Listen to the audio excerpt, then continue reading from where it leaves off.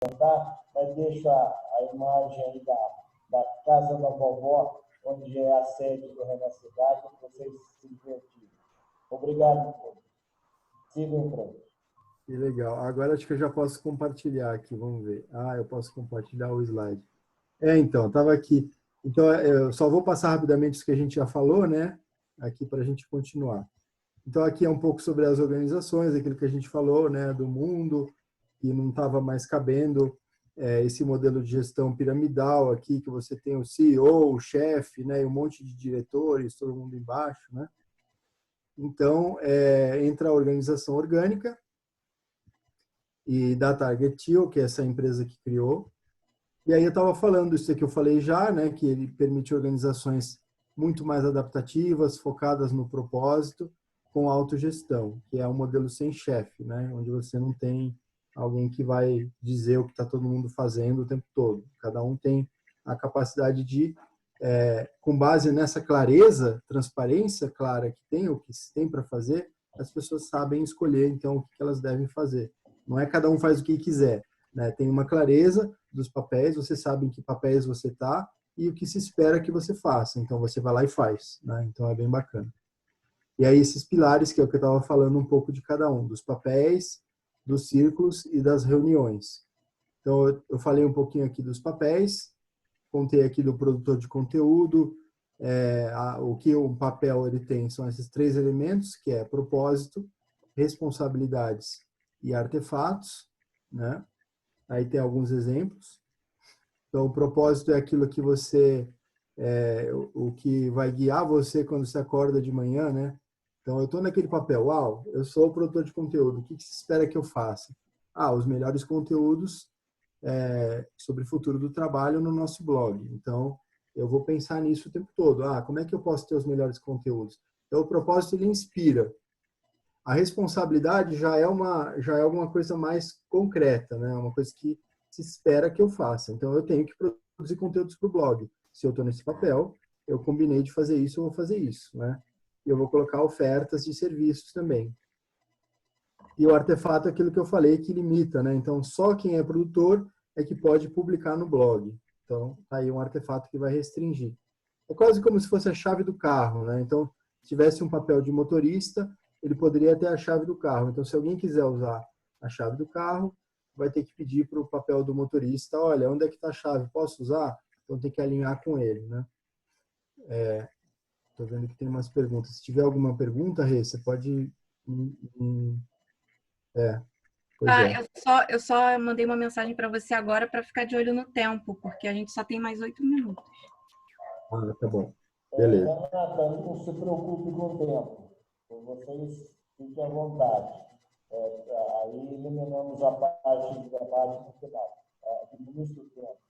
Ok? Não, mas está tranquilo também. A gente já está... Só tem mais poucas coisas aqui para falar, mas já cobrimos quase tudo aqui. Então, estava falando aqui dos papéis, dos círculos, né? Então, o que são os círculos, né? Os círculos são formas de você agrupar esses papéis. Então, cada bolinha dessa daí é um papel. Então, você pode ter um círculo de marketing, você pode ter um círculo de desenvolvimento, mas o círculo, ele, na verdade, não é um departamento, né? Porque uma pessoa pode estar em mais de um círculo, né? Eu posso estar num papel de marketing e, ao mesmo tempo, num papel de financeiro, ou num papel de desenvolvimento, ou em vários tipos, porque os papéis, eles não são pessoas, né? Então, pense que o círculo não é um departamento. E os círculos, eles se comunicam via um processo chamado elo duplo, que é esse elo externo e esse elo interno. O elo externo é, em geral, uma pessoa, é um papel, o papel do elo externo é o papel da pessoa que representa o círculo, né? No círculo externo. Então, em geral, por exemplo, o elo externo do círculo de marketing é a pessoa que conhece mais de marketing, né? Em geral, é uma pessoa que começou o círculo. Então, ela representa o círculo dentro do círculo. Então, ela representa o propósito do círculo, né? E o elo interno é um representante de dentro para fora. Então, é uma pessoa eleita dentro do círculo que vai representar o círculo nas reuniões externas também. Então, como são duas pessoas diferentes, o elo interno e o elo externo, esses papéis têm que ser representados por pessoas diferentes, com isso a gente evita o gargalo de informações, né? E evita conflito de interesses também. Porque se fosse uma pessoa só que faz essa ida e vinda da informação, se essa pessoa estiver focada só no círculo de marketing, ela pode querer obstruir informações, pode querer não passar algumas informações que o círculo base está trazendo. Então, e a mesma coisa, se ela quiser privilegiar só o círculo externo, ela pode nunca levar as informações para o círculo interno. Então, tendo duas pessoas, a gente dificulta muito mais a corrupção mesmo das informações, né? Então, além dos elos, a gente tem dois papéis essenciais, que são o de facilitador e de secretário. Todo círculo tem reuniões de círculo, né? E essas reuniões são sempre conduzidas por um facilitador. As reuniões não são tipo blá, blá, blá, vamos conversar, blá, blá, blá, não. A reunião ela tem um formato, ela é bem estruturada, tem um começo, meio e fim, tem um check-in, tem um check-out, tem uma série de conduções que o facilitador vai poder fazer na reunião. Em geral, o facilitador deve ser uma pessoa que conhece um pouco mais do O2. É como se fosse um Scrum Master, né? Uma pessoa que conhece bem o processo e que vai ser capaz de conduzir, né? E o secretário é quem vai anotando ali as saídas das reuniões, as mudanças nos acordos, né? Porque uma reunião do O2 de círculo é uma reunião onde pode ter mudanças de acordos, pode ter novos papéis sendo criados, pode ter novos círculos sendo criados, né? E aí, esses círculos, eles são estruturas muito dinâmicas. Os acordos, eles vão variando, não é uma coisa que é estática, né? Aqui até tem um exemplo de uma empresa chamada Blinkist, que ela usava a holacracia. Então, aí mostra a evolução ao longo de, acho que 4 anos, como é que foi evoluindo os círculos e os papéis dentro dessa empresa, né? Aí você pode ver que tinha um círculo, um papel de conteúdo virou um círculo de conteúdo, aí tinha um papel de tecnologia que virou um círculo. Então, conforme a empresa foi crescendo e mais pessoas foram adentrando, foi tendo muitas mudanças na estrutura interna. Isso ao longo de pouco tempo, né? De 2 ou 3 anos aí, a empresa vai evoluindo, os círculos vão se formando, né? E aí depois as mudanças são muito dinâmicas mesmo, que dá para acontecer, né? Dá para ter uma noção aí. Mas só para ilustrar mesmo, né? Você tem círculo, você tem subcírculo, você tem um círculo que pode entrar dentro do outro círculo, né? Então é um modelo que é realmente evolutivo e se adapta às mudanças do mundo. Não é só uma questão de ficar realmente viajando e falar, não, vamos criar um departamento. Não. Em geral, essas mudanças foram acontecendo porque o mundo deles, os clientes deles, né, as interações deles com o mundo exterior foram mudando. Tá? E aí, o último elemento do O2 são as reuniões. Então, as reuniões, como eu falei, são estruturadas e o objetivo dessas reuniões é resolver essas tensões criativas. Que a tensão não é uma coisa negativa, né? A gente ouve a palavra tensão e já fala, já vem coisa aí, já vem briga, né? Não, a tensão é uma coisa positiva no O2. Quando você tem uma tensão é porque você está vendo alguma coisa que pode melhorar. Então, a atenção, ela justamente é isso daqui, é uma possibilidade de mudança, né? Todas as tensões criativas, elas trazem uma proposta de mudança. Você não vai chegar só para reclamar, digamos assim. Você traz a sua atenção e traz uma proposta, né? E aí, com base nessas propostas, é que os acordos vão evoluindo. Então, a reunião, ela tem todos esses módulos, aí, esses elementos na reunião. Tem um momento para revisar, né? Que seria equivalente a uma reunião de Scrum, aquela reunião diária onde você vai revisar o quadro de tarefas e ações, né? Essa parte de sincronizar é onde você vai realmente resolver as tensões. Aí você tem a parte de adaptar a estrutura, que é onde você vai alterar os acordos, mesmo criar novos papéis, novos círculos, né? Selecionar pessoas para esses papéis de suporte, que são o elo externo, o elo interno, o facilitador e o secretário. E a parte mais crucial do O2, que diferencia ele, inclusive, da holacracia, que é esse lugar de cuidar das relações, que é onde traz elementos da CNV. Né? Então, assim, é um pouco isso. Acho que tem muito mais para falar sobre isso, mas a gente queria só trazer realmente uma passada bem por alto sobre o O2, para vocês entenderem um pouquinho mais do que dá para fazer e como é que ele funciona, porque o aprofundamento a gente vai ter nesse curso do sábado do dia 4 de julho, que é um curso de dia inteiro, né? A gente vai das 9 da manhã às 19, óbvio, com intervalos, né? Mas é um curso onde a gente vai praticar o O2, a gente vai praticar uma reunião de círculo, vai entrar em muito mais detalhes sobre esses assuntos que a gente trouxe, né? E experimentar na prática como é que é uma gestão desse tipo e como que ela pode trazer realmente muito mais agilidade, muito mais autogestão para organizações de todos os tipos, né? Então, era isso que eu tinha para trazer aqui para vocês. Ó, 8h30.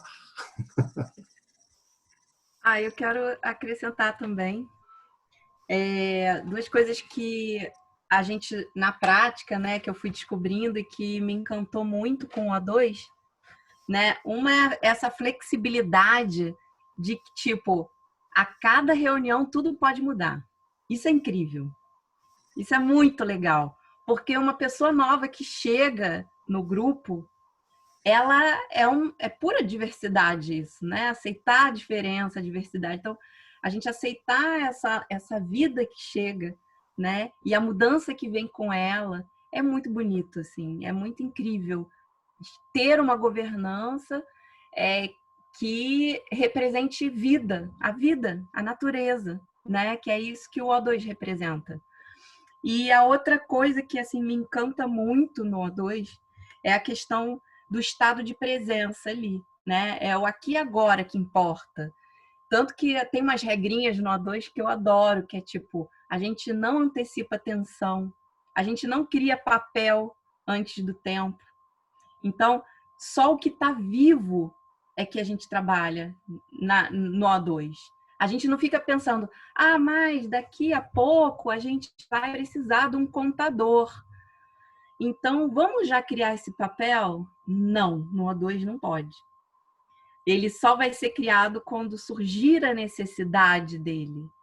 Então, a gente não fica... A mente não vai para o futuro, a mente é no aqui e agora. Tipo, qual é a necessidade do hoje? E eu falei duas, mas são três coisas que eu lembrei da terceira agora, que também eu sou apaixonada, é a agilidade. Porque hoje, assim, o recurso que a gente tem de mais precioso é o tempo, né? Então, e hoje a gente vive correndo de um lado para o outro. Gente, ter reuniões que te tomam, assim, a manhã toda, ou a tarde toda, ou o dia todo, isso é bizarro, né? Então, assim, o O2 trouxe uma agilidade que, quando a gente acaba a reunião, a gente fica assim, cara, não acredito que a gente processou tanta coisa em tão pouco tempo e tá todo mundo bem, feliz, sabe? Animado para trabalhar, já sabendo o que vai fazer, cada um na autorresponsabilidade. Então, é muito legal, gente. É muito bacana. A gente... o que eu senti usando o O2 na Casa Nietzsche foi que em um ano a gente realizou e cresceu, tipo, o que a gente não cresceu em 5 anos, por exemplo. Assim. Rê, tem uma mão levantada, mas eu queria só trazer uma coisa complementando isso que você falou, que o Ricardo perguntou aqui se funciona com instituições que têm um estatuto, né? A parte jurídica, como é que funciona, né? Então, é uma pergunta bem válida, bem importante. Na verdade, assim, o O2 é uma governança separada, é a governança dos acordos de trabalho ali, entendeu? Então, você pode ter um estatuto, o estatuto vem antes, ele é uma coisa mais meta, né? Que é um acordo mais estático. É muito mais difícil você mudar um estatuto, né? Você tem que fazer todo o processo burocrático, jurídico, né? Então, por isso que o O2 é legal, porque ele dá muito mais fluidez, né? Você não fica estático com um estatuto que você tem muita dificuldade de mudar. Então, pode ser que, eventualmente, alguns dos acordos do O2 acabem indo para o estatuto também, né? A gente vai consolidar, é uma coisa que ficou ali mais estática, que precisa realmente trazer, pode ir para o estatuto. Mas no O2 os acordos mudam podem mudar a cada semana, em cada reunião de círculo, né? Quando você cria um papel, é um acordo novo. Quando você cria uma restrição no círculo, é um acordo novo. E isso daí tem uma flexibilidade muito grande de mudar e dá muita transparência e clareza, né, para isso. Tem também aqui uma pergunta. O Sérgio está com a mão levantada e tem umas perguntas, né? Estevam. Foi esse que você respondeu, não, né? Sobre o elo Não, externo pelo ele tinha interno. mandado direto Não. para mim. Tá. Sou eu mesmo. Tá, então vamos dar voz ao Sérgio e depois a gente volta para essa pergunta do chat. Isso. Estavam falando da questão do papel, aí eu lembrei do documentário do Carlos Pronzato, Acabou a Paz, Isso Aqui Vai Virar um Chile, sobre as ocupações das escolas em São Paulo. Tem uma cena fantástica que a imprensa chega para falar com o porta-voz dos estudantes de uma escola lá. E a menina, o repórter pergunta, cadê aquele garoto, porta-voz? Aí a menina fala, sou eu. Não, era um garoto, não, hoje sou eu. Ele está descascando batata hoje. Quem é o porta-voz sou eu. A cara da repórter, né? Que é exatamente essa coisa, né? Os papéis mudam. E a ocupação de São Paulo foi uma coisa bem horizontalizada, né? E aí, quando você falou, eu lembrei na hora. E isso acontece na vida da gente quando você tenta mudar mesmo. Era só essa observação que eu queria fazer. Ah, sim, eu acabei um curso, tá, Renata? Vou me inscrever no dia 2 também. Acabou. Legal. É isso mesmo, na verdade, os papéis eles podem mudar. No O2, o legal é que você fica no papel enquanto você quiser. Se você fala assim, eu não me encaixo mais nesse papel, você pode a qualquer momento sair do papel. Você não vai perder o emprego, você não vai ser demitido, não vai, entendeu? Então você vai estar nos papéis em que você considera que você agrega. E aí, como é que você entra em outros papéis, né? Então, em geral, se você vai ter a lista dos papéis e vai ver quais que você se considera mais apto, né? Mas o papel do elo externo, ele também pode convidar pessoas para papéis, né? Ele pode também desconvidar, porque o elo externo ele representa o propósito do círculo, né? Então, dentro daquele círculo, o elo externo pode chamar uma pessoa e falar, olha, você quer energizar um papel aqui no meu círculo, né? No círculo que eu, não o meu, mas é o círculo que eu sou elo, né? Ah, posso, quero. Então, aí aquela pessoa começa a energizar um papel ali. E ela pode, a qualquer momento, deixar de energizar. E aí, o elo externo pode convidar outras pessoas. Então, isso é uma coisa fluida, né? Também não é uma coisa assim, tipo, todo dia muda o papel, não é bem isso. O papel é uma coisa que vai durar ali, pode durar um mês ou algum tempo, você pode ficar naquele papel e depois sair, mas não tem uma necessidade de você estar no papel e nem de estar em nenhum papel específico para estar fazendo parte da organização. Lógico que se você ficar muito tempo sem energizar nenhum papel, o pessoal vai falar, meu, o que você está fazendo aqui, né? Então, mas é importante ver esse lugar também. O Júlio, eu sugeria responder essas perguntas do Estevam, que ele colocou aí, ele pontuou 2 questões, e depois a Rê, como você colocou lá no início, falasse como é que foi a evolução da moeda e como é que foi esse sentido, que aí acho que a gente pode fechar e ver as perguntas para aproveitar aí esse último tempinho que a gente tem aí. Beleza. Então, a pergunta 1 do Estevão, né, se é um modelo comercial de alguma empresa ou você precisa ter autorização. Então, é um modelo open source, é um modelo aberto, foi criado por uma empresa chamada Target.io, ele é liberado na licença Creative Commons, então qualquer um pode usar e fazer o que quiser com ele, né? Lógico que se você fizer alguma mudança nele, você tem que fazer uma atribuição à Target.io, falar, olha, a Target.io foi quem criou e eu fiz essas mudanças aqui, né? Mas você não tem que pagar nada para usar, tá? Então é muito legal isso. E a segunda pergunta do elo externo e interno tem ordem, isso lembra a lei sistêmica. Não exatamente a lei sistêmica, o elo externo não tem nada a ver com o chefe, ele não manda em ninguém, nem desmanda. Pode ser que, em geral, seja alguém que veio primeiro, né? No caso da Casa Nietzsche, a Renata é o elo externo hoje, né? Porque ela realmente ela representa o propósito, começou a coisa, mas assim, o elo externo não tem nenhum poder de dizer o que os outros têm que fazer. Isso quem diz, quem cria os papéis são todos. Qualquer um pode trazer uma atenção que vai criar um novo papel e pode mudar uma atribuição, né? Então, o elo externo ele não tem nenhum poder adicional, né? O que ele pode realmente é convidar novas pessoas e convidar as pessoas para energizar os papéis e dar feedbacks também para uma pessoa eventualmente sair de algum papel. Mas, então, tem um pouco, lembra um pouco sim a lei sistêmica, mas é um pouco diferente. Não tem esse lugar assim de predominância, né? Então, acho que eram essas perguntas do Estevão. O curso é presencial online? É online, a gente ainda está nesse momento da pandemia, então não estamos tendo a possibilidade de se reunir. E aí as diferenças entre o elo externo e o elo interno, né? Basicamente, o elo externo, ele é quem está olhando para fora. Por isso que é externo. É quem está trazendo de fora para dentro. É quem está com a cara para fora do círculo, assim, né? Principalmente, né? Está olhando para fora. E o elo interno é quem está olhando para dentro. É quem está cuidando ali, olhando para a estrutura do círculo e olhando mais para aquilo que precisa ser cuidado dentro do círculo, né? Então, o elo externo, ele traz... Então, se é um elo externo de marketing, ele vai trazer as informações da organização para o círculo de marketing. E o elo interno vai trazer as tensões, as dores do círculo de marketing para a organização. Entendeu? É uma seta que sai e uma seta que entra.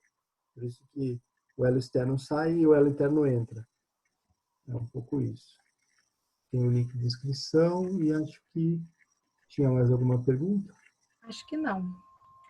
Sobre a questão da moeda, como é que o O2 ajudou a gente a primeiro ver, né, dar clareza a essa necessidade da moeda. Porque né, a gente não falou assim, que legal, vamos criar moeda, opa, vamos, que legal, deve ser bacana ter uma moeda. Não foi assim.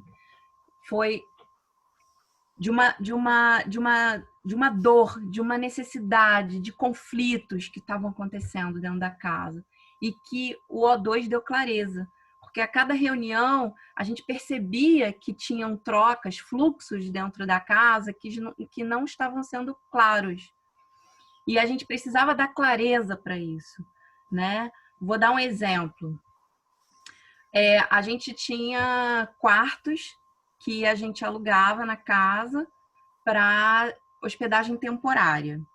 Mas se viesse um voluntário, quisesse trabalhar diariamente, trabalhar 4 horas por dia, fazendo várias tarefas da casa, ele tinha o direito de uma diária nesse quarto. Então, chegava às vezes pessoas na casa com vários tipos de problemas e que queriam muito, e até porque a casa, tinha uma atmosfera muito bacana, tinha um curso de yoga, tinha vários eventos, a gente vivia em comunidade, era muito bacana. E aí as pessoas queriam morar lá, mas eu não posso pagar, então beleza, então vamos trocar por trabalho? Vamos. Só que aí, a cada reunião, a gente vinha com as tensões, né? Que o Júlio explicou, que não necessariamente são coisas ruins, podem ser também coisas assim que precisam mudar, que está incomodando, ou alguma ideia que a pessoa teve. Então, a gente viu que essas relações de troca, elas estavam gerando muitos problemas. Então, como já era um dos pilares da Holocasa, né, que é a moeda, o Júlio falou, olha, eu acho que está na hora, vamos experimentar dar clareza para essas trocas e vamos ver o que acontece. E foi incrível o ganho que a gente teve. Por exemplo, nesse caso, né, a gente estipulou um valor de diária e um valor para cada tarefa da casa. Então, esse voluntário, cada tarefa que ele fazia, o guardião morador, né, que eram as pessoas que oficialmente moravam na casa, né, precisavam validar essa tarefa para que ele ganhasse aqueles pontos, aquelas moedas. A gente já tinha colocado nos ciclos, né? Então, ele ganhava NIT, e aí, no final do mês, ele ia juntando aquelas moedas para pagar a mensalidade do quarto. E a gente parou de ter problema. A gente parou de ter problema com isso. Então, quando a pessoa via que hoje eu estou cansado, eu quero ficar o dia inteiro dormindo, porque ontem eu saí, eu bebi, ou qualquer coisa assim, não tinha problema, porque ele sabia que no final do mês ele tinha que ter aquele número de moedas. Então, e a gente ficou tranquilo também, porque não precisava mais ficar vigiando o voluntário, sabe? Então, foi muito bacana isso. E o outro exemplo que a gente também sempre dá é o aluguel da cozinha, que a gente alugava para uma chefe vegana. E chegou um determinado momento, a gente tinha um acordo dela fazer a comida para o pessoal que morava na casa, né, em troca do aluguel. Mas aí começou que ela não ia, ela começou a faltar um monte de vezes, e a gente também já estava enjoado da comida dela. E aí, como fazer então, se a gente já fez um acordo que o aluguel era em troca da refeição, e tudo mudou? E agora? E daí a gente estipulou a moeda também. Então, tinha um valor para a comida que ela fazia para cada pessoa e tinha o valor do aluguel da cozinha. Então, se ela ficava uma semana sem ir, não tinha problema nenhum. Se ela não tinha aquela quantidade de moeda da casa para pagar, ela tinha que ter real, ou uma coisa ou outra. E aí ficou tudo resolvido. Então, os conflitos começaram a gente começou a ter menos conflitos, sabe? A gente começou a dar clareza para essas trocas, para esses fluxos. E gerar riqueza também, né? A gente começou a dar possibilidades também de outras coisas novas acontecerem na casa, como começou a acontecer, né? E a gente começou a transbordar da casa também, né? Levar essa Vão sendo outros, né, Rê? Vai sempre evoluindo, né? Não deixa de ter, porque a gente, quando está vivo, tem conflito, né? Porque conflito é parte do relacionamento humano, mas a gente vai transcendendo aquelas dores, né? Não é mais uma coisa tão dolorosa, porque a gente sabe que tem uma forma de lidar e de cuidar, né? Então é muito bonito ver isso também.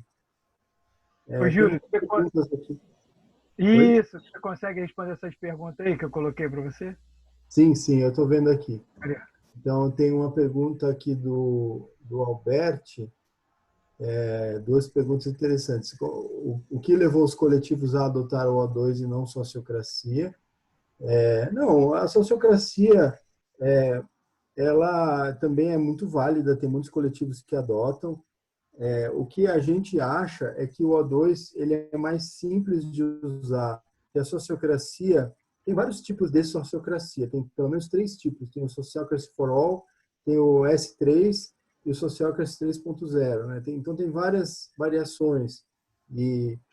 Então, fora que a sociocracia ela é um conjunto de padrões, que você pode misturar e usar como você quiser. Você não é obrigado a usar nada. Então, tem gente que usa de forma muito leve que acaba não ajudando de fato, né? Então, para você usar a sociocracia, você precisa realmente conhecer profundamente como é que usa para poder usar as melhores práticas. E o O2 não, ele já vem um kitzinho mais arrumadinho, mais fácil de usar e é muito rápido de sair usando, de começar, né? E foi a sincronicidade também, porque quando o Júlio chegou, ele já sabia de O2 e eu já tinha feito também a formação em O2 e a gente estava querendo muito usar. E aí foi essa sincronicidade também e a gente começou. Legal. Aí tem uma outra pergunta, né? Como seria uma holocidade? Fiquei curioso. Eu acho que a gente precisa de um outro encontro para essa resposta. Por alto seriam círculos de círculos, né? Então você teria um círculo do bairro, e aí cada casa seria o seu próprio círculo, você teria o círculo do bairro, você poderia ter o círculo das regiões na cidade. É um organismo.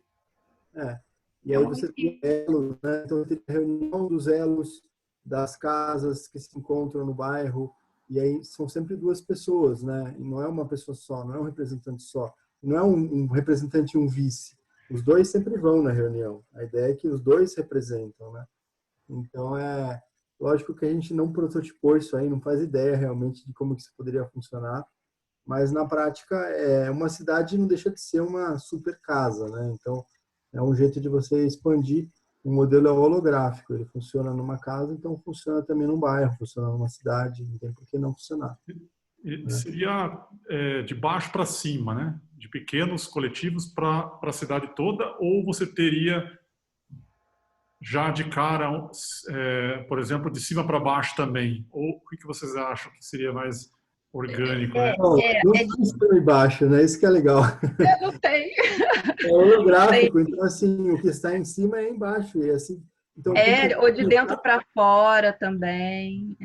Se você quiser começar da organização do bairro, vai lá, você cria o círculo do bairro. Aí, de repente, você começa a perceber que precisa criar um círculo para uma casa cultural. Você vai lá e cria. Agora precisa criar o círculo dessa quadra de futebol aqui que todo mundo usa. Vamos criar. Então, pode começar em qualquer nível, não tem necessidade de ser cima e baixo, né? É tudo dentro de tudo. São várias dimensões, maior propósito. Então, se é o propósito da cidade, o propósito é muito maior. Se o propósito da quadra, é um propósito menor. Então, tem uma hierarquia, mas é uma hierarquia de propósito, não de controle. Cada um é autônomo, independente, né? Então, a gente teve uma sensacional.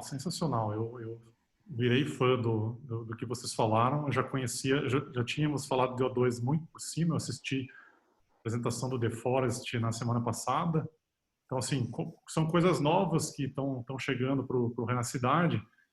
É uma sensacional. Eu já virei fã. Então, eu penso que... e se a gente, por exemplo, a gente teve uma palestra aqui do Plano 2030 aqui de Santa Rita de Sapucaí, onde está sendo feito um projeto que seria um poder planejador, né? A ideia é que a cidade não tem... O executivo ele está muito preocupado com o operacional, não tem tempo de planejar. O legislativo cria leis e o judiciário julga. Ninguém está planejando de fato. Então surgiu a ideia de que a gente incluísse um poder planejador. E eu também sugeri no mesmo dia um poder transformador, que fosse uma transformação constante desse ecossistema das cidades. Então seria possível a gente integrar, por exemplo, uma prefeitura, uma Câmara dos Vereadores e fazer círculos de tudo isso? Sim. É um desafio interessante de pensar, né? Mas só para quem está dentro de uma prefeitura, vai dizer assim, os caras vão olhar e vão querer bater em você. Mas você tem que ser chato. Eu sou chato. Eu encho o saco. Cadê as reuniões? Cadê? Tem que ter, cadê? Junta tudo. Já tem várias prefeituras usando sociopatia. Lá na Europa, principalmente. Aliás, aquele exemplo do filme The Man, lá na Índia, é uma coisa fantástica. Nossa, né? Eu chorei ali. Nossa, foi muito lindo. Bom. Tem mais umas questões aqui, né? Deixa eu ver.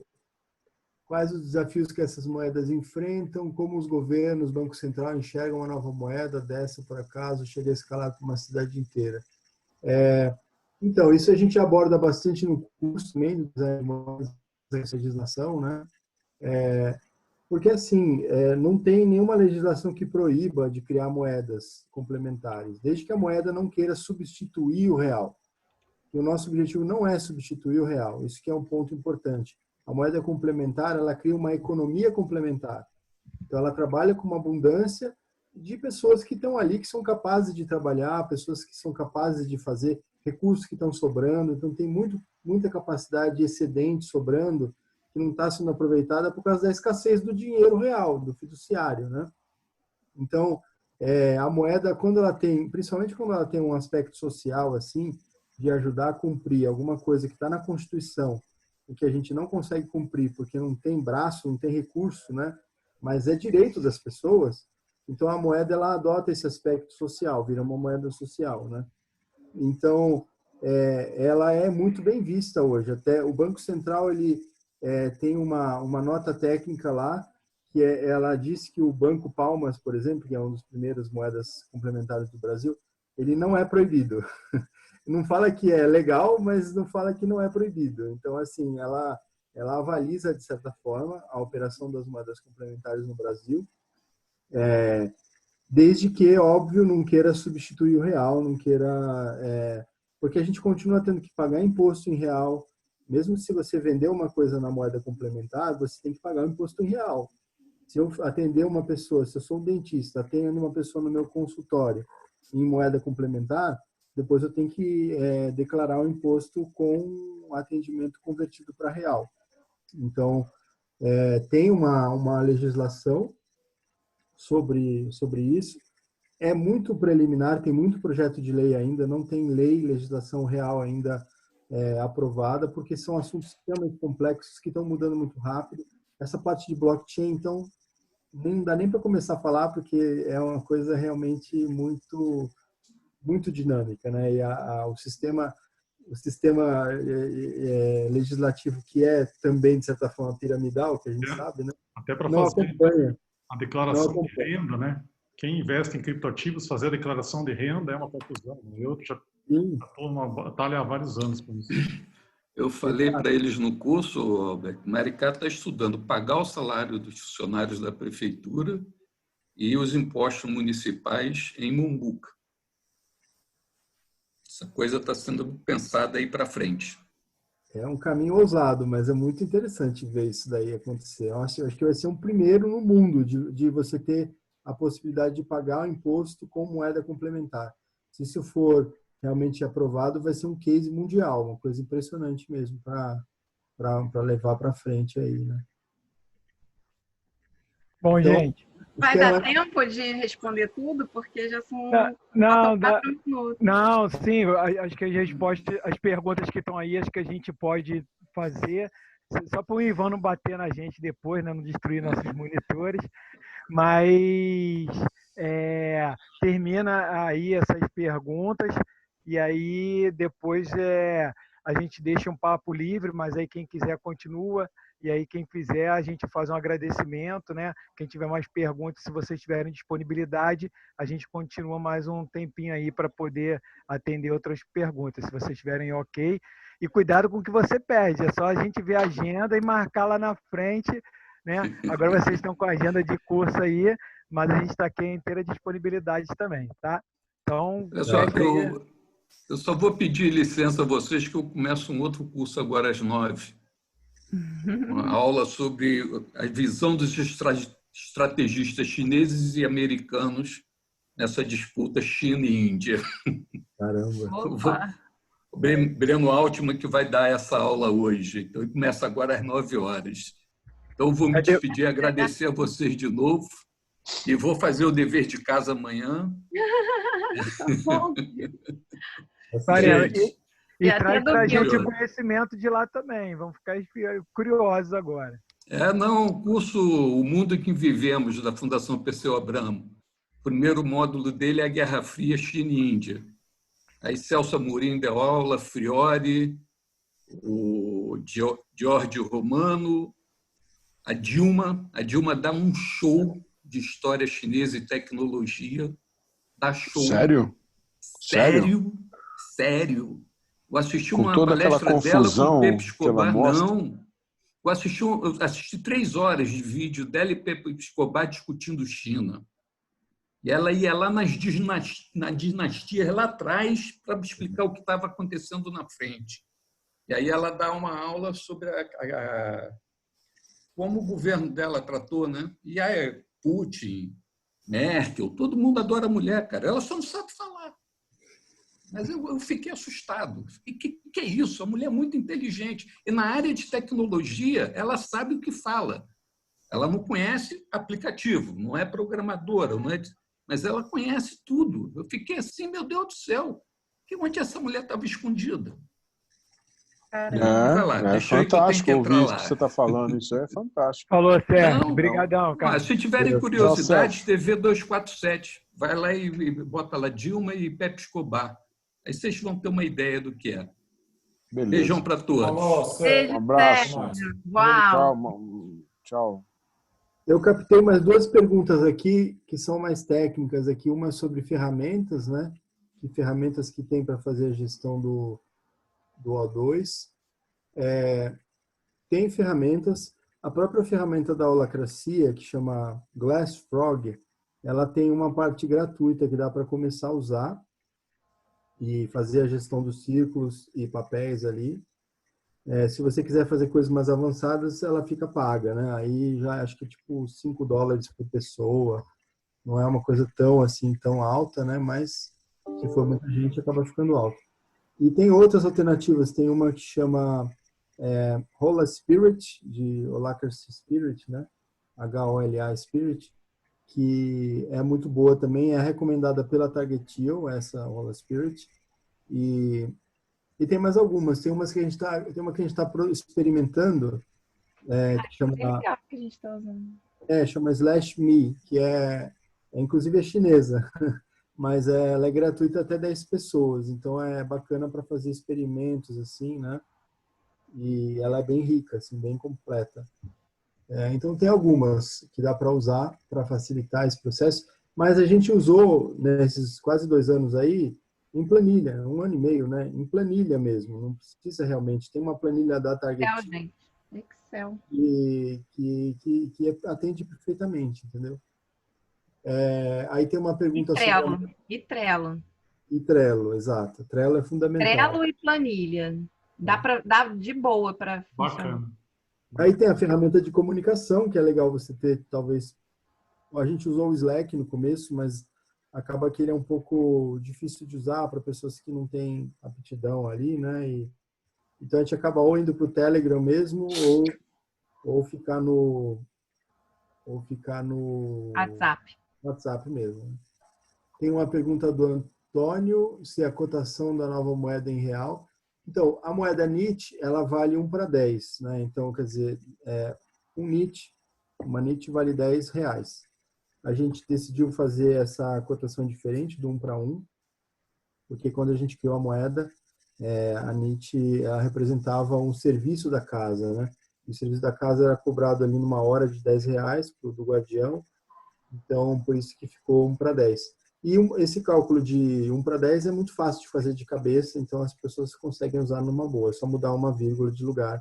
Em vez de ser R$15 é 1,5, né? Então é muito fácil, né? Então, esse número pode mudar? Eventualmente pode ser que mude, a gente está estudando de mudar para 1 para 1, para facilitar a adoção também, porque hoje a gente está com 120 usuários cadastrados e um monte de anúncios também na plataforma, né?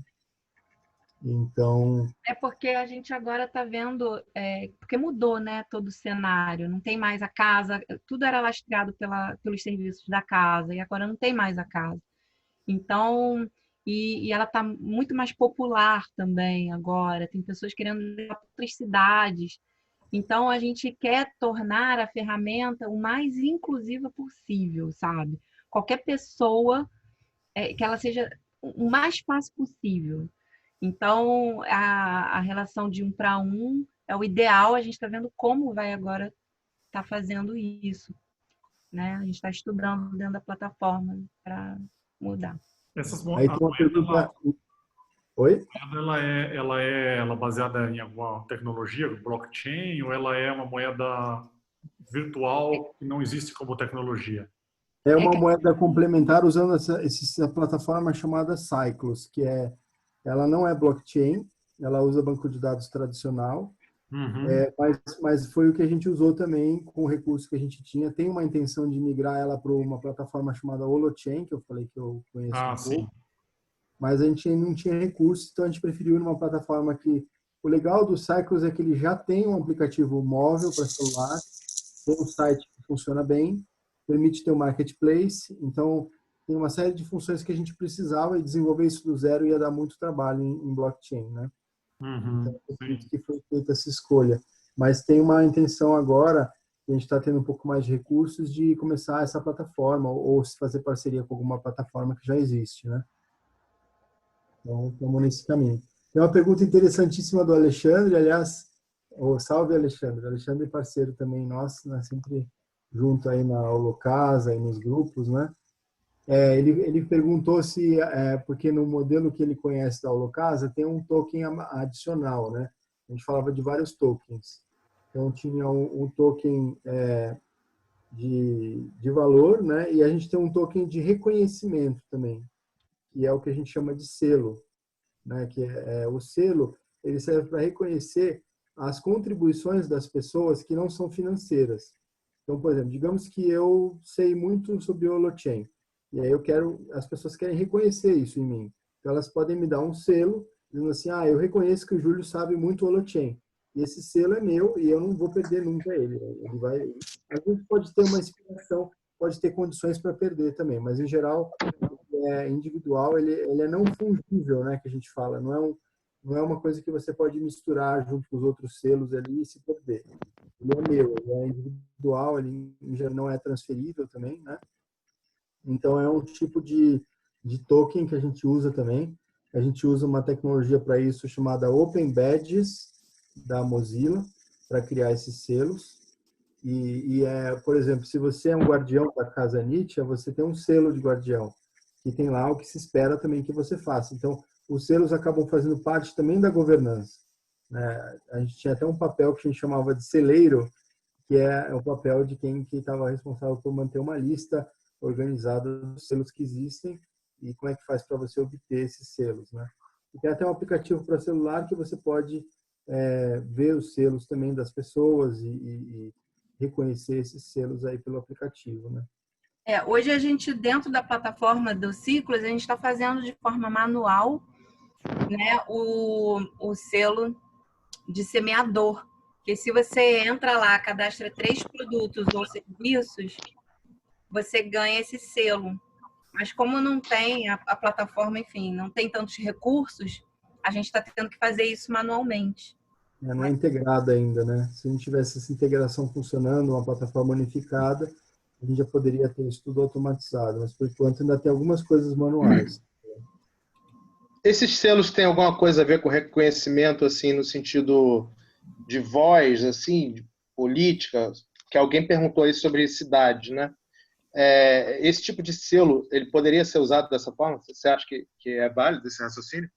Que é o reconhecimento, a pessoa que trabalha em prol da rede, cada vez mais. Você acha que tem lógica isso? Isso, sim, poderia ser usado para reconhecer as contribuições de alguém. Então, eu poderia falar, olha, essa pessoa aqui, ela fundou alguma iniciativa importante, essa pessoa, ela trouxe discussões interessantes. Então, o selo... E, na verdade, quem reconhece os selos são os círculos, né? Então, uma casa pode querer reconhecer... Então, digamos que a gente pode criar um selo de vegano, por exemplo. Então, eu sou vegano, por exemplo, eu tenho um selo de vegano, aí você tem uma casa que é um restaurante, e aí essa casa pode dar um desconto para pessoas que têm o selo de vegano, entendeu?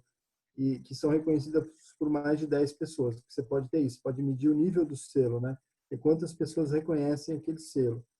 Então, isso aí é uma tecnologia que dá para fazer. Cada governança pode reconhecer da forma que ela quiser o selo. Então, eu posso falar assim, na minha casa, no meu círculo, eu quero reconhecer que pessoas que fizeram uma contribuição de horta comunitária têm um direito especial aqui, podem vir, podem ficar, dormir de graça, sei lá, pode criar qualquer tipo de governança em cima dos selos. Então, os selos, eles apoiam a governança, né, para poder reconhecer as pessoas. Você poderia ter um selo que o cara por exemplo, trabalha com saúde, é uma pessoa que trabalha na área de saúde, então está fazendo um trabalho importante agora no combate à Covid. Então, essa pessoa chega aqui, ela tem um desconto de 50% em qualquer serviço da casa, em qualquer produto, e coisas assim. Então, o selo, ele ajuda a governança, dá clareza nos reconhecimentos que ela quer fazer, né? Um pouco isso. Tá sem o áudio agora, Alexandre. Não tá saindo. Oi, alô? Pessoal, por questão de ordem, acho que podemos passar para a última pergunta, então, e aí agradecemos e liberamos o microfone. Temos mais alguma pergunta? Alô. Alexandre, a gente está te ouvindo. Acho que tinha uma pergunta do Estevam só, né? Aqui. Aí depois a gente pode... Então depois eu faço. Se não der, eu faço no privado. Tá bom. Que aí eu vou... Acho que tem mais essa do Estevam, e daí a gente fica, quem quiser ficar mais um pouco, a gente tá pode... Bem. Eu não sei se é pertinente essa pergunta não, porque não está usando blockchain, tá? Bom, se você quiser responder... Não, isso é bem relevante, sim. Quantas moedas são geradas, né? que serão geradas. Então, isso é muito importante. Toda moeda, ela precisa ter uma transparência de como ela é gerada e como ela é destruída, né? E qual é o ciclo de vida do token, né? Mesmo não sendo blockchain, a gente dá transparência no nosso portal lá da moeda de qual é o limite máximo que a gente pode trabalhar na comunidade. E se a gente for aumentar esse limite, a gente vai querer, vai ser uma decisão do ciclo de governança da moeda, né?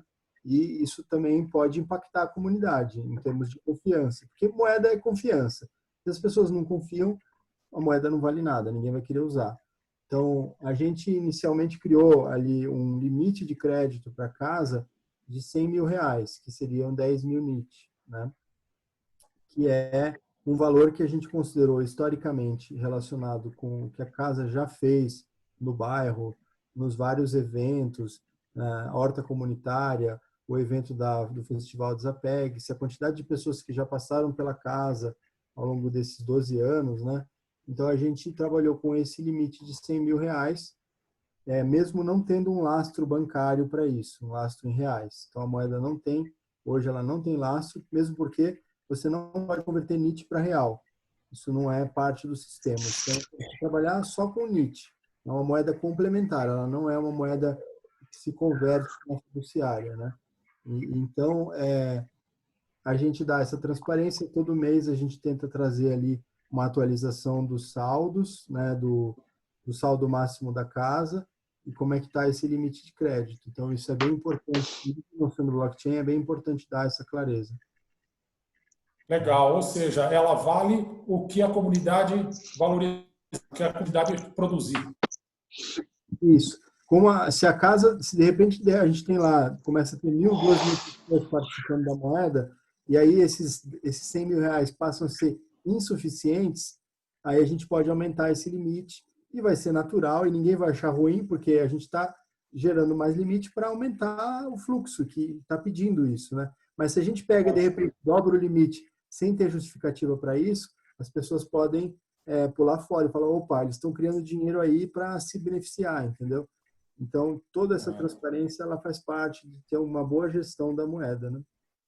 Muito interessante. Thiago. Gente, isso, então eu queria agradecer muito esse convite, né? Também, eu e a Rê, né? Se tiver mais alguma pergunta, não sei. Eu acho que já estamos com 10 minutos passados da hora. Eu gostaria de agradecer a apresentação de vocês, foi sensacional, tá? O mínimo que se pode dizer. Sensacional, inspiradora. Sensacional. Tá? Inspiradora para nós. Sim. Que estamos desenvolvendo esse coletivo voltado para as cidades, né?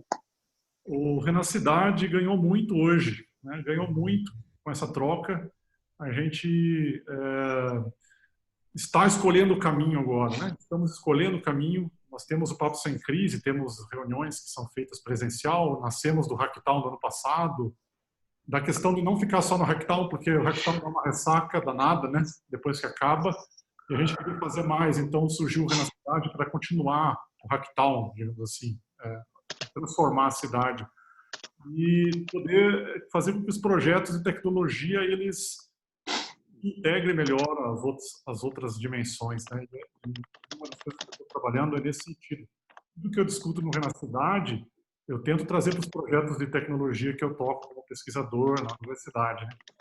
E isso me dá base para fazer coisas que de fato entregam, né? Não só fazer artigo, né? É importante também, mas alimentar todo o processo, né?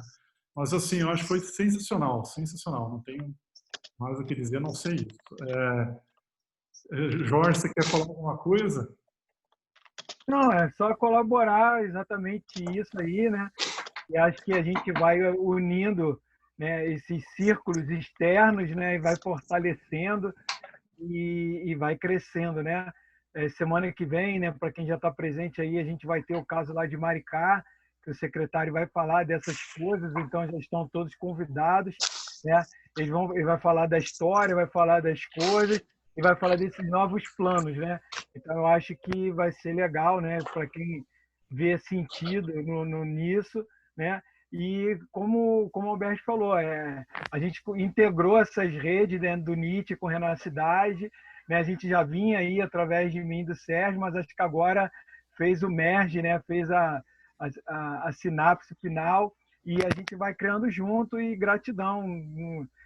Sabia que ia ser maravilhoso aí. E eu sempre o tempo curto, escasso, né? Mas sempre muito bem proveitoso, com muito conteúdo, com muita qualidade, que é o que faz diferença, né? Então, gratidão aí, Rê e Júlio. Acho que é só isso mesmo. E parabéns, viu? Parabéns pela transformação que vocês estão conduzindo, porque eu acho que transformar de fato é o que a gente precisa. A gente tem que discutir modelos, tem que aprimorar conceitos, pensar como que a gente vai fazer, mas vocês estão já fazendo o presente, né, acontecer e já estão transformando. Gratidão pela oportunidade, pelo que eu faço.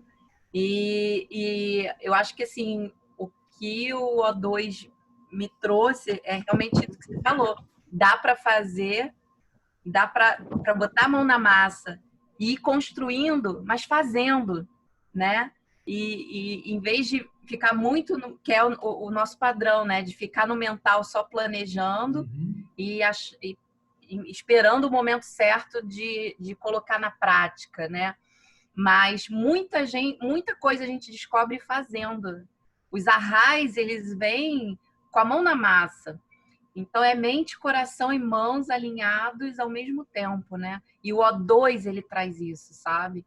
Tipo, essa possibilidade da gente colocar os 3 Hs, né? Em movimento. E eu celebro muito, assim, a gente tá abrindo essa primeira turma aí de troca do O2 e todos, já convido aqui todos. A gente vai seguir com a mesma receita de bolo. A gente abriu para contribuição consciente, porque a gente viu que funcionou muito. Então, a gente flexibilizou essa questão da moeda. A gente recebe também em moeda social, qualquer moeda, né, no valor proporcional. Cripto também, criptomoeda, se alguém quiser. Cripto, NIT, qualquer moeda a gente recebe, né? E Bacana. vai ser um prazer ter vocês com a gente lá no dia 4, tá? Botei aí o link para quem quiser. Fantástico. O Renacidade, ele tem um documento vivo, né, que ele está constantemente sendo alterado, né? A gente tem uma carta de intenções, começou com uma carta de intenções, né, de fazer a cocriação criativa humana com tecnologia do futuro das cidades, né? Então, assim, é uma série de convergências que a gente está... Aqui nesse Papo Sem Crise, a gente já teve o Voicers, né, com a Lígia, tivemos o The Forest, tivemos o Plano 2030, tivemos o Sérgio. Tem mais pessoas de ferramentas. Fluxonomia. Fluxonomia 4D. Então, o que a gente quer agora chegamos à conclusão que nós temos que sair do Papo Sem Crise, não podemos ficar só no Papo Sem Crise, nós temos que dar o próximo passo, que é fazer o coletivo começar a rodar, né? Criar os círculos e começar a rodar de fato e começar a transformar também, não só ficar discutindo. A discussão é sensacional, já é um prazer enorme. Agora, colocar as coisas para andar é o próximo passo nosso. Então, a contribuição de vocês nesse processo agora, dessa próxima etapa, sensacional. Né? Gente, eu acho que vamos abrir, então, agradecer de novo, agradecemos novamente. Vamos deixar livre a palavra agora, quem puder ficar, fica, quem precisar sair, muito obrigado pela presença. Nós ficamos aí mais um pouco, quem aguentar mais uns 10, 15 minutos. Muito obrigado. Também a presença da Helena, que ela está quietinha aí, mas é uma alta conhecedora aí da economia, também muito experiente nisso aí. Tem conversado lá no papo lá com a gente sábado, que o Alexandre tem feito do Live em Fluxo, né? Então, Helena, fala aí com o pessoal que você está quietinha aí, mas isso é um dragão, gente. Vai abrir uma asa assim, ó.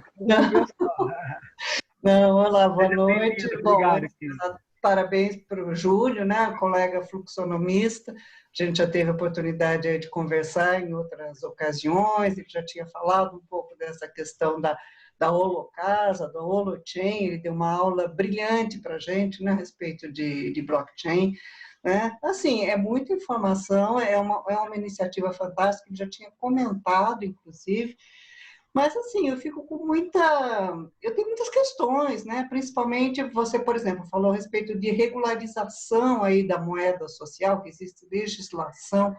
Eu participei, né? Acompanhei lá o encontro de bancos comunitários e eu vi que tem essa questão, inclusive, da paridade, né? Como é que você faz, então, conversibilidade, né, da moeda social para o real, para a moeda fiduciária, né? Então, assim, de verdade, eu não sei se você tem algum material a respeito, você, a Renata, se pesquisaram, né, a respeito de como isso funciona, porque isso funciona dentro da tua casa, que agora já é uma casa sem paredes, né? Como a Renata tinha mencionado. Mas como é que é o funcionamento disso e principalmente como é que, né, se pretende expandir, como você falou, né, dentro dessa perspectiva, então, de que não há uma regulamentação, que não há, então, uma normatização do funcionamento, né, inclusive lastro, né, o que você utiliza como lastro para emitir, então, essa moeda. Então, tem 1 milhão de questões, né, não sei se você tem alguma coisa escrita aí a esse respeito, se você tiver, puder disponibilizar. Eu estou, inclusive, pesquisando mesmo, né? Já escrevi um artigo sobre esse encontro e eu gostaria de escrever um pouco mais. Eu acho que é um assunto super importante, a gente precisa divulgar, né? Se tiver alguma coisa, então, eu puder disponibilizar, te agradeço. Ah, legal, Helena. A gente tem alguns artigos científicos que trabalham essa questão das moedas complementares no Brasil, da história, né, da legislação, de como é que está isso hoje, né? E a gente tem basicamente 2 tipos de moeda, né? A gente tem a moeda que a gente chama de moeda complementar, que tem um lastro fiduciário, né? Que é tipo os bancos complementares de desenvolvimento, do caso do Banco Palmas, que são conversíveis para real, que você pode sacar a moeda, né? O Maricá também está a Mumbuca está nesse mesmo tipo de moeda. Você tem até um tipo de cartão de crédito, né? Que você pode usar nos estabelecimentos. Então, é bem interessante, só que essa moeda ela tem lastro 1 para 1. Ela é regulamentada como meio de pagamento no Brasil. É como se fosse um Nubank, um Nuconta, né? É como se fosse um PicPay, é como se fosse um AME, esses sistemas todos de pontos, de créditos, né? Que, na verdade, são moedas eletrônicas, eles estão todos na mesma legislação. Então, esse tipo de moeda eletrônica, que é conversível para real, ela funciona somente com lastro 1 para 1, ela é monitorada constantemente pelo Banco Central. Você tem que dar relatórios disso, né? Então, porque ninguém pode operar como um banco a não ser que tenha uma carta do presidente da República, né? É muito difícil você poder gerar crédito como um banco, né? Então, você tem que ter mais de 1 milhão de usuários, tem que ter uma série de restrições para você poder se candidatar a isso, né? Mas para se tornar uma instituição de pagamento, para criar um meio de pagamento, já é muito mais fácil.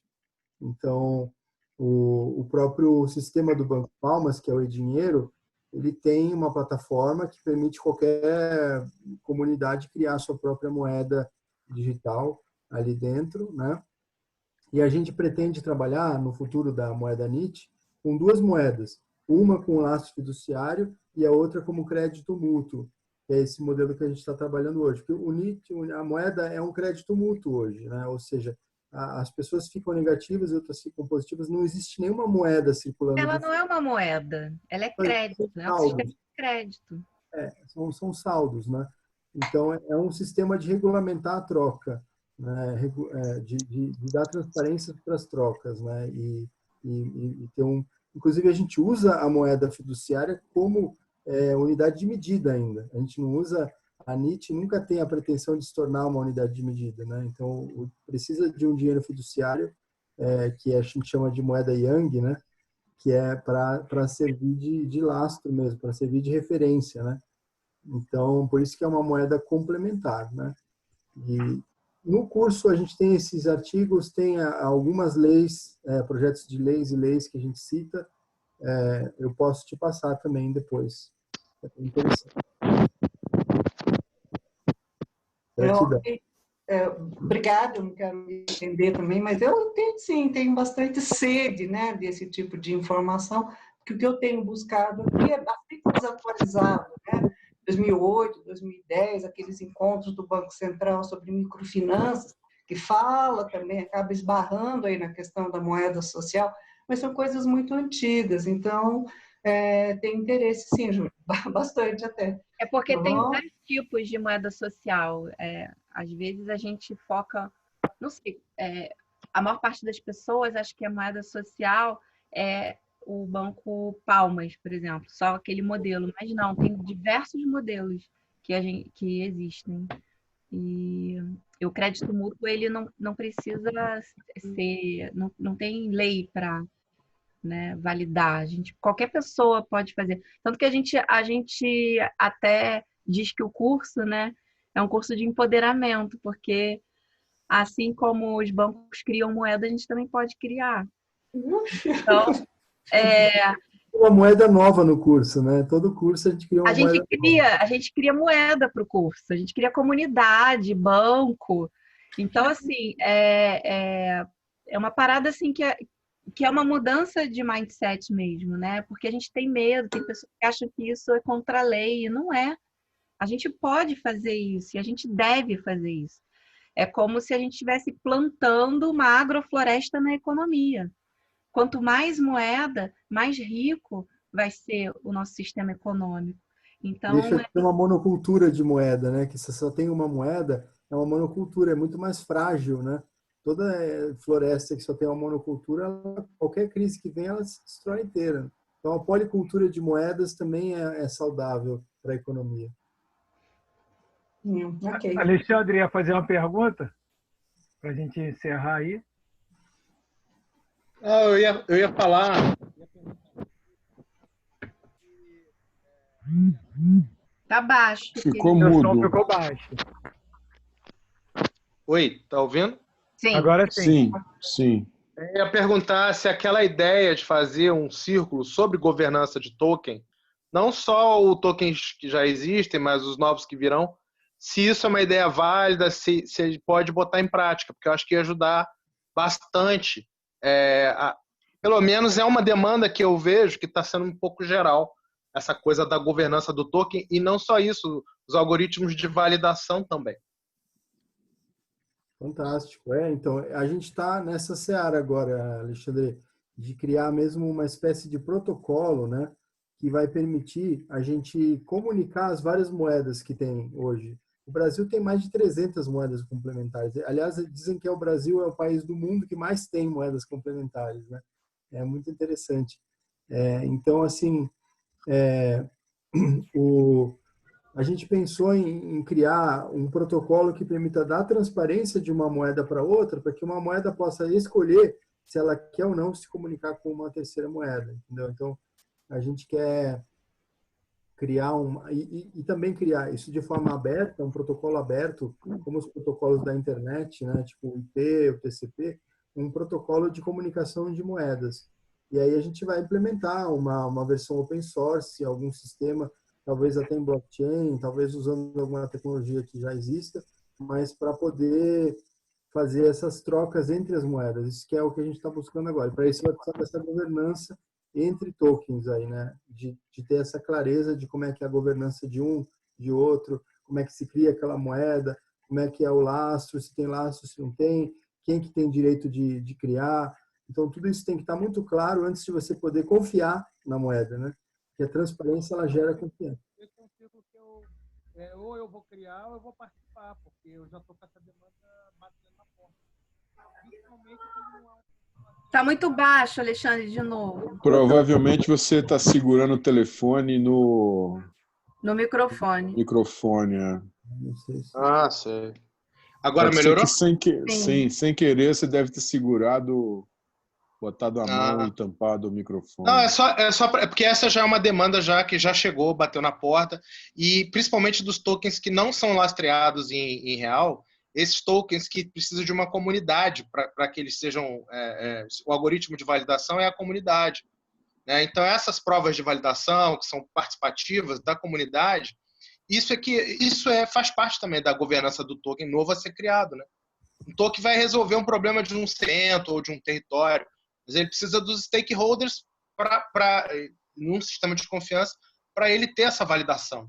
Então, isso daí que eu chamo da validação do token e da governança, entendeu? Isso já está batendo na porta, já chegou. É importantíssimo, né, para esse futuro. Eu coloquei aí no chat, última coisa, o link do nosso grupo do Telegram, que é um grupo de moedas complementares, que a gente está coordenando essa atividade aí de criar um grupo e pensar nesse protocolo, e pensar e apresentar as moedas, conhecer as moedas. Então, esse grupo está começando, tem hoje umas 40, 50 pessoas, mas tem várias moedas já participando, vários criadores de moedas, e a gente está nessa busca de criar esse protocolo, de criar uma forma de comunicar essas várias moedas. Né? Beleza. Sensacional. A gente tem um projeto aqui no Inatel de pesquisa.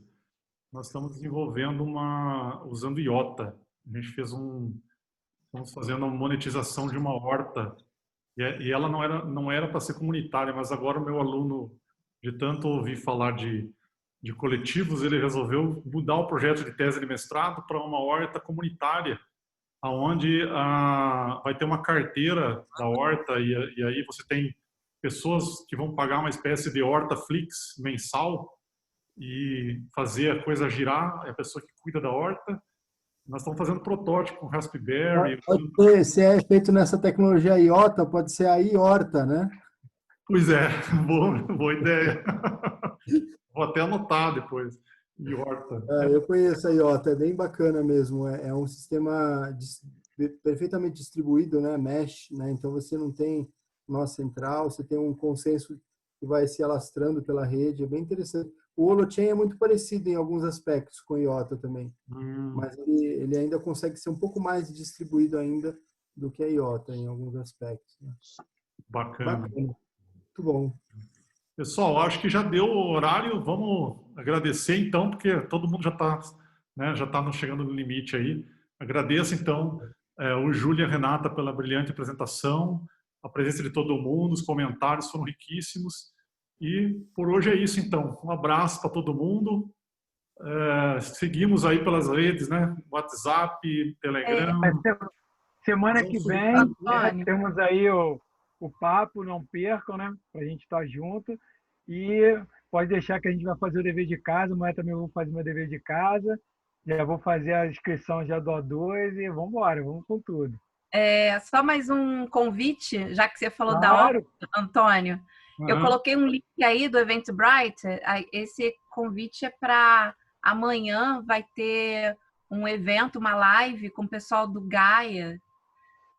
E é gratuito. É só sobre agricultura urbana. E a gente vai falar do case da horta comunitária do Grajaú, que acabou de fazer 5 anos. Que legal.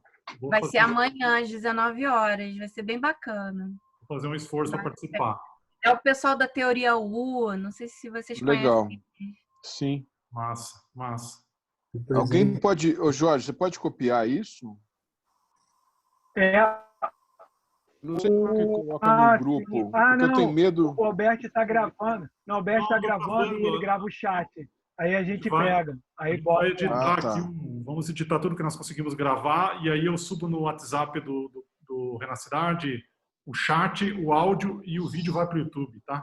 Então fica as três fontes de informação. Porque eu não consegui copiar isso aqui. Não, a gente bota... Não, beleza.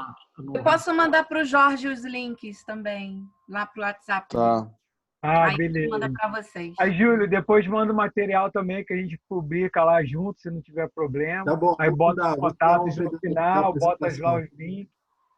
Isso, aí no final tu bota os links, bota tudo lá para o pessoal poder seguir lá. Maravilha. Tá bom? Gratidão, pessoal. Boa noite. Valeu. Muito Gente, bom. Obrigadão, valeu, bom demais. Muito bom. Muito bom. Valeu, Júlio. Valeu, muito Renato. Obrigado. Valeu, Júlio. Valeu, Renato. Valeu, Beth. Valeu, Estevam. Valeu. Amigo Elcio. Tamo junto. Tamo junto. Beijo no coração. Valéria, beijão.